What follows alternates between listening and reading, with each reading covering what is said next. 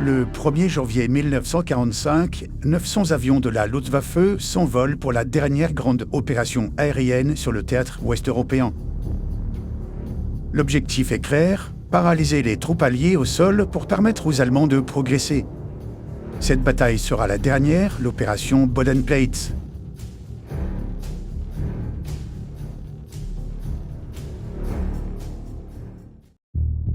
Novembre 1944, Zoudenthal, actuelle Belgique. L'état-major allié décide d'installer un aérodrome rudimentaire non loin de H. Cet aérodrome prendra la dénomination Y-29 et sera connu sous le nom de base aérienne de Zoudenthal.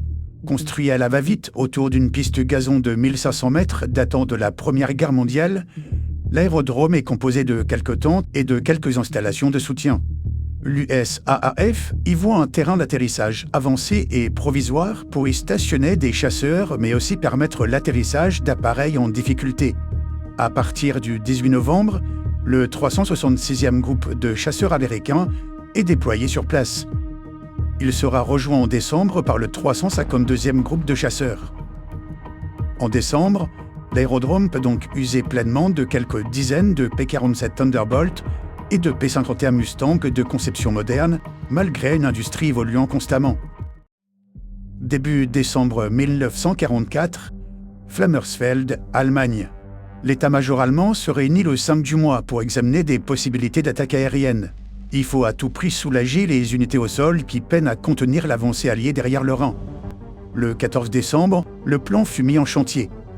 Il était alors question pour les Allemands de lancer l'attaque le plus vite possible, mais la météo en décida autrement. Le milieu décembre fut plombé par de fortes intempéries. La Luftwaffe, comme l'aviation alliée, se retrouve clouée au sol. 31 décembre 1944, Alsace-Lorraine, France. L'opération Nordwind, vent du Nord, est lancée par les forces allemandes. Cette opération de la dernière chance doit briser l'élan allié en s'attaquant à la 7e armée américaine. Désireux de réussir, la date de l'opération, quoique dépendant de multiples circonstances, profite d'un léger relâchement allié. Jour de l'an, 1er janvier 1945, secteur de H, aérodrome de Zoudenthal. Lorsque les premières lueurs du jour se sont levées, le 1er janvier, la base Y-29 d'H en Belgique était recouverte d'un épais brouillard. À 8 heures du matin, Meyer, pilote américain expérimenté, demande que des appareils de son groupe de chasse décollent pour une patrouille, soucieux à cause des événements de la veille. La patrouille est approuvée à 8h45 et, une fois le brouillard levé, les pilotes assignés décollent sans perdre de temps. Au départ d'H, les Mustangs se dirigent vers le sud-est jusqu'à Saint-Vis, le goulot d'étranglement logistique pour l'activité de la Wehrmacht. Les chasseurs reviennent ensuite pour couvrir un groupe d'appareils alliés au décollage. À 9h10, le brouillard s'est enlevé, 8 P-47 Thunderbolt du 390e Fighter Squadron décollent à leur tour. Meyer, dans son appareil habituel, mène quant à lui un groupe de 12 P-51 année bleue au décollage. Alors qu'il s'alignait sur la piste, il vit des bouffées noires menaçantes. Au loin, des balles traçantes d'innombrables mitrailleuses et canons commencent à siffler dans le ciel. Meyer ne le sait pas encore, mais au moins 50 chasseurs FW-190 et Messerschmitt 109 s'approchent du terrain d'aviation. Parmi eux, de très nombreux as, issus du très célèbre JG-11 de la Luftwaffe.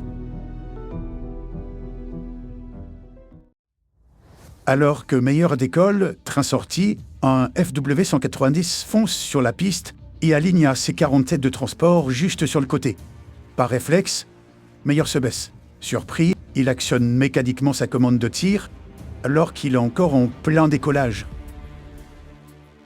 L'avion allemand est durement touché, il passe en feu juste en dessous du P-51 qui s'élève à 160 km/h.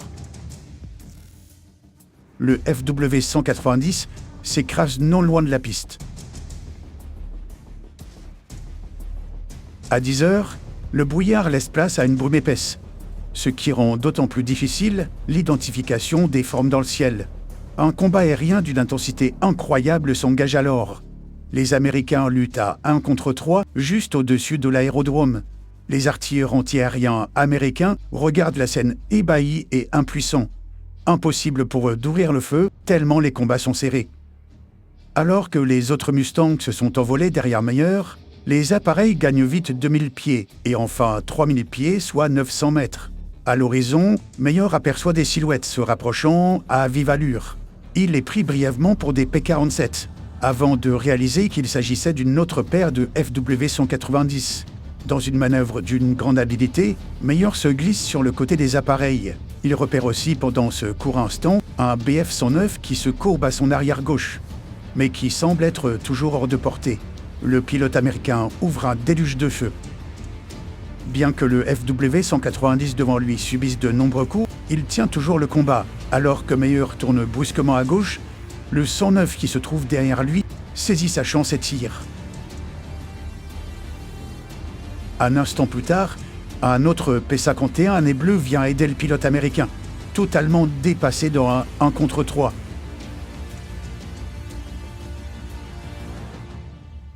Le P-51 se positionne derrière le 109 et ouvre le feu alors que le pilote ennemi tentait de lui échapper. En cherchant le deuxième FW-190, Meyer fut surpris de le voir passer devant son nez, plongeant vers le sol. Il s'élance à sa poursuite, mais l'avion est si bas qu'il semble heurter les arbres. Le Mustang de Meyer tremble sous les tirs antiaériens qui ont repris brièvement et un trou apparaît soudainement dans l'aile de son appareil. Peu de temps après, un autre impact ébranle son appareil, durement endommagé. Il parvient tout de même à arracher la victoire face au FW-190. Le pilote ennemi se retourne en cherchant un endroit où s'écraser. Mais au moment de toucher le sol, l'extrémité de son aile s'enfonce et l'appareil vire en salto.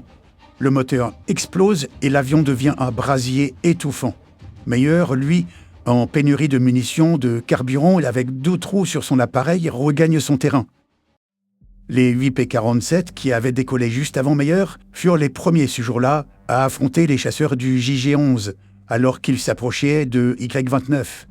Les pilotes de Thunderbolt abattirent 2 des chasseurs alors qu'ils traversaient leur formation. Les 11 autres avions décollant derrière le Mustang de Meyer ont à leur actif des faits de guerre tout aussi incroyables.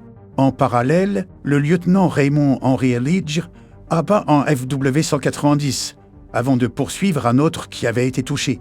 Leach a continué à tirer sur l'appareil jusqu'à qu'il soit à court de munitions. Dans une tentative désespérée, le FW-190 prend la direction de Paris pour essayer de semer son poursuivant.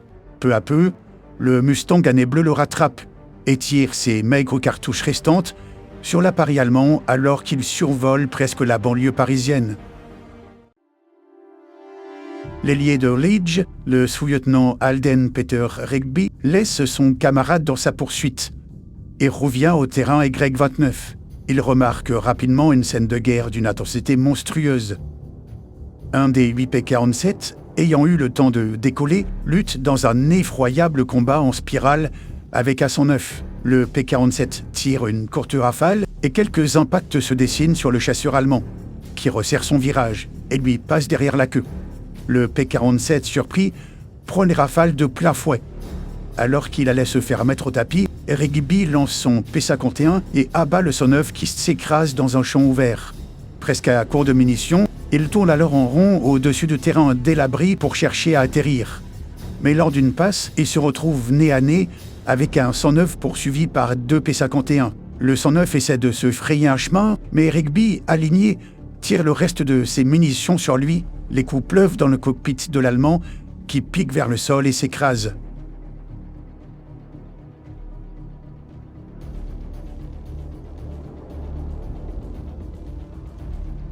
À 10 heures, une petite vingtaine de P-51 et de P-47 affrontent entre 50 à 60 chasseurs allemands au-dessus de l'aérodrome Y-29. Au sol, la piste est presque impraticable. Des dizaines de feux se sont déclarés, ce ne sont que des restes d'avions abattus.